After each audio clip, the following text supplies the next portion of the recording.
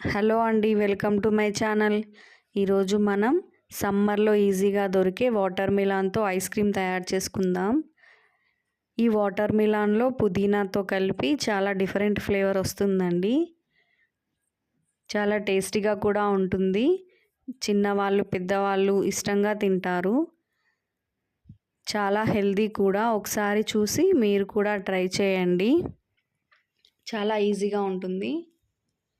ముందుగా ఒక పుచ్చకాయని తీసుకొని ముక్కలుగా కట్ చేసుకోవాలి. వాటిని ఒక బాక్స్లో వేసుకొని మూత పెట్టి ఫ్రిడ్జ్లో ఒక 2-3 గంటలు ఉంచి తీసి మిక్సీ జార్లో వేసుకోవాలండి.